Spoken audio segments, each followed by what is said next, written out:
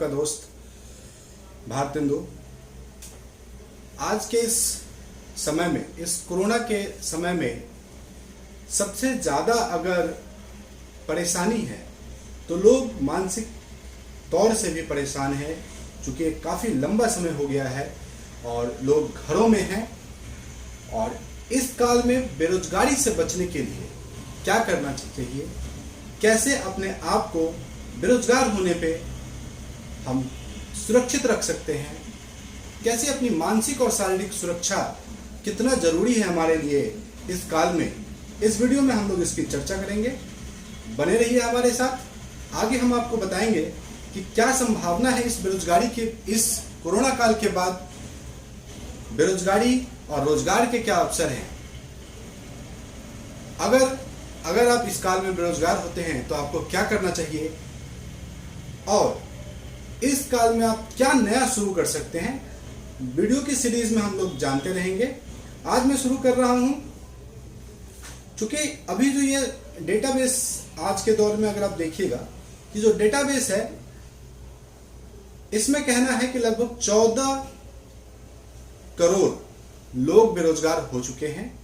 ये CMIE का report है और आगे CII का रिपोर्ट है कि मई और जून मिड तक, मई लास्ट और जून मिड तक लगभग 30 करोड़ लोग कोरोना पैंडेमिक के कारण जॉब से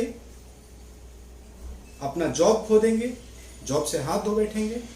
अब अगर ये 130 करोड़ देशवासी अगर हमारे हैं तो 130 करोड़ देशवासी में लगभग 16 साल से बड़े उम्र के जो लोग हैं वो 100 करोड़ हैं।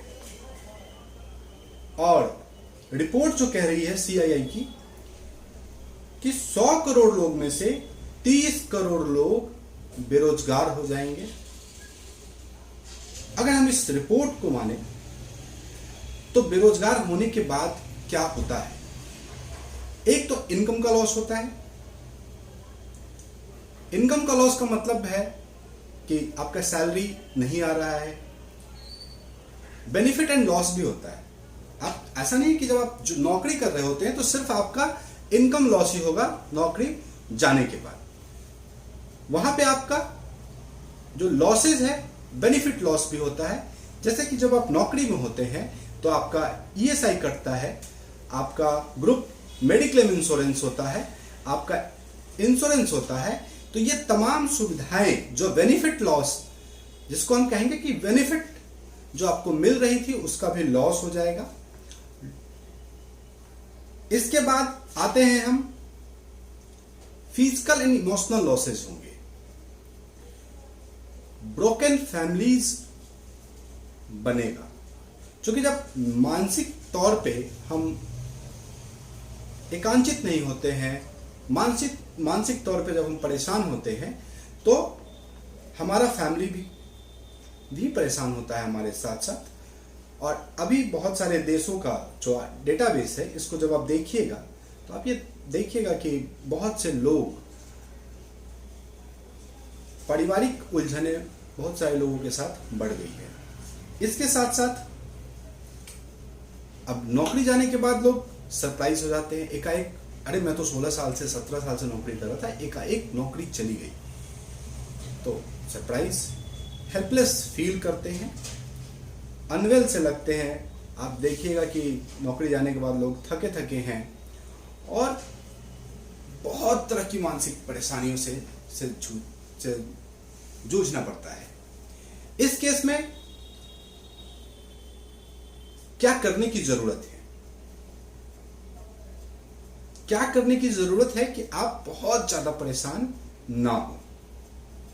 जरूरत है आत्म संयम बनाए रखने का। अगर आपकी नौकरी है, बहुत सारा EMI आपका चल रहा था, तो जो आपको अगर ये 2 महीने पैसे मिले हैं तो सबसे पहले उन पैसों को आप सुरक्षित कीजिए और अंदाजा लगाइए अपने बजट से कि जो टोटल आपके पास सेविंग है, जो पैसे हैं आपके पास, उसको मिलाकर के आप कितने दिनों तक अपने घर का राशन पानी चला सकते हैं, अपने घर का खर्च, अपना दवाई, तमाम चीजें चला सकते हैं।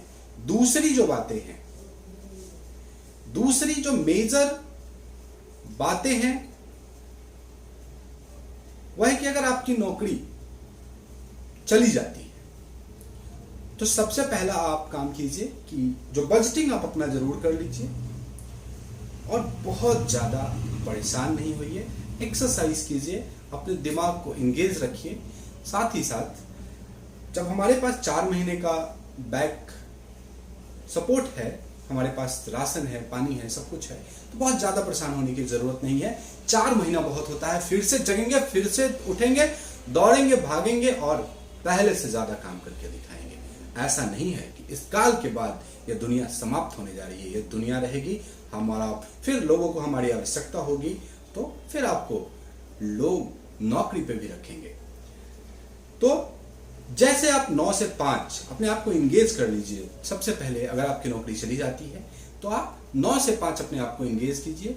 9 से 5 में आप बिल्कुल अपने दोस्तों को, अपने करीबियों को, पुराने फ्रेंड्स को, पिछले कंपनी के जो आपके कलीग्स हैं उनको फोन कीजिए और बताइए कि मुझे जॉब चाहिए। 1 महीना अगर आप 9 से 5 मेहनत करते हैं, आप अगर इस चीज की तैयारी करते हैं तो नौकरी 1 नहीं 5-5 नौकरी आपके पास चल के आएगी। इसलिए दोस्तों, आपको हेल्पलेस फील करने की आवश्यकता नहीं है, अनवेल फील करने की आवश्यकता नहीं है, टायर्ड एंड एग्जॉस्टेड होने की जरूरत नहीं है। बिल्कुल इसी एनर्जी से, जिस एनर्जी में आप आज काम कर रहे हैं, इसी एनर्जी से आप काम करते रहें। इस तरह जब आप काम करते रहेंगे तो आपको भी बहुत अच्छा लगेगा।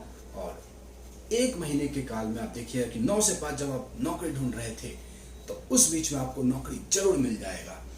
तो यह कोरोना काल आप भूल जाएंगे, तो इसको परेशानी के सबब में नहीं लेना है।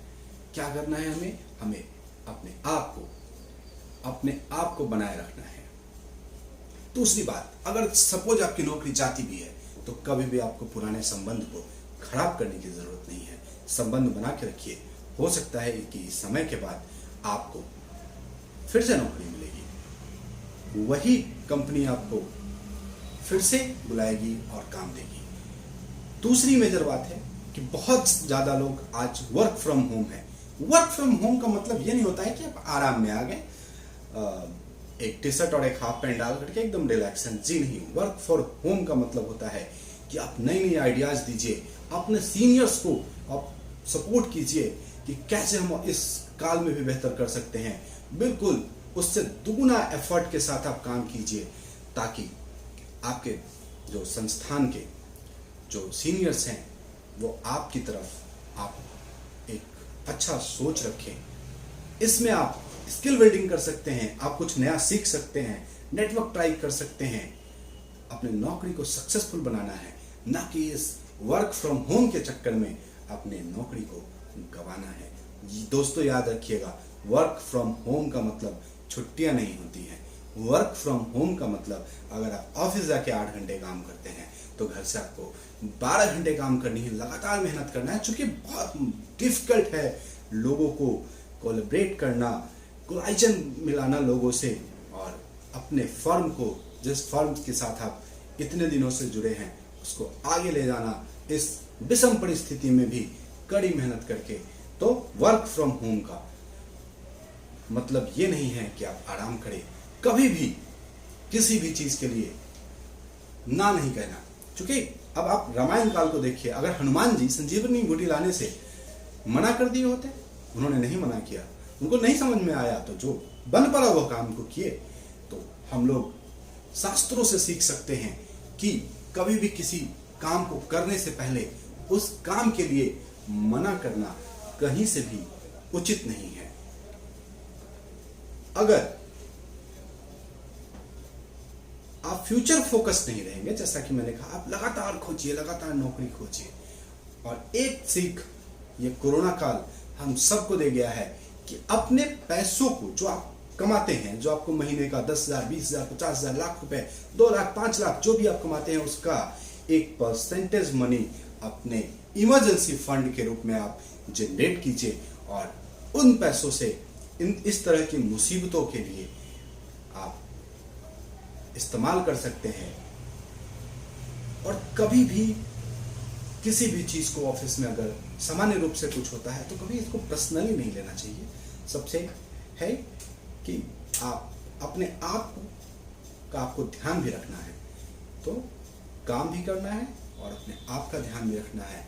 आप परेशान नहीं होइए, ये समय भी जाएगा, कोरोना का समय भी जाएगा, गई हुई नौकरियां लोगों को वापस भी मिलेगी। इसी के साथ आपसे विदा लेते हैं। धन्यवाद।